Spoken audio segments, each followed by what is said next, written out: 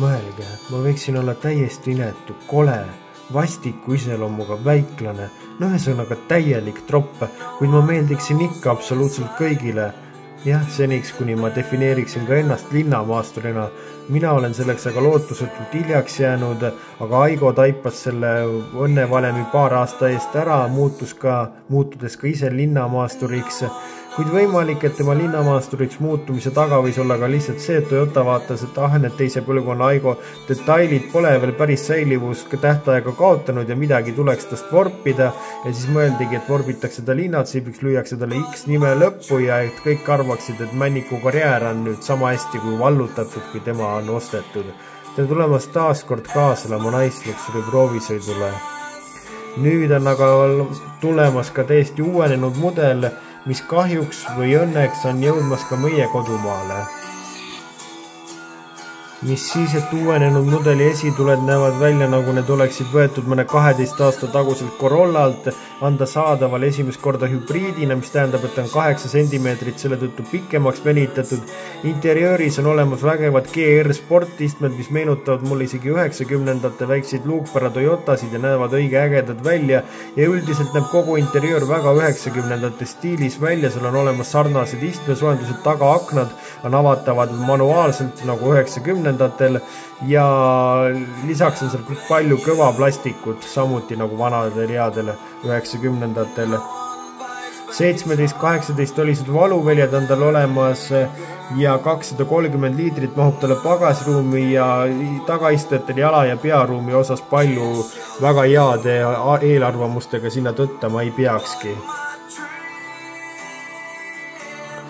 Interiööris on olemas tal kerevärvi siis detailid ja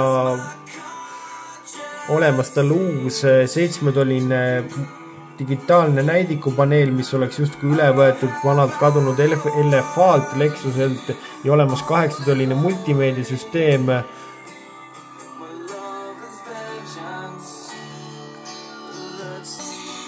Wikipedia andmetel tuleks Aigo X-i hääldada hoopis Crossiks, mis on minu meelest sama totter, kui ma ütleksin, et minu nime Silver tuleks hääldada hoopiski Martiniks.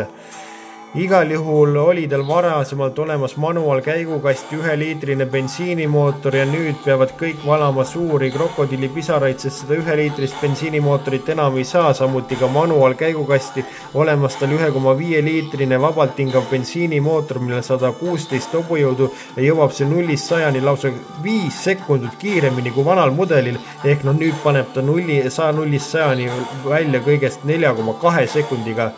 No jah, keda ma petan, nüüd ta teeb 10-ga ära. Aga igal juhul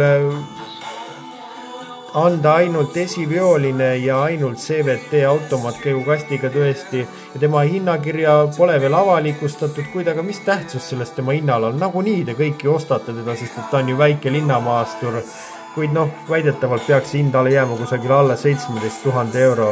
Selline on Toyota Aigo X, nüüd oleme ka meie õnnistatud selle väikese toreda autoga ja ei pea enam muretsema, et mõningad suured maastikumülkad jääksid meil nüüd avastamata, kuna me ei ole mõned meist võib-olla suutelised Landcarit ostma.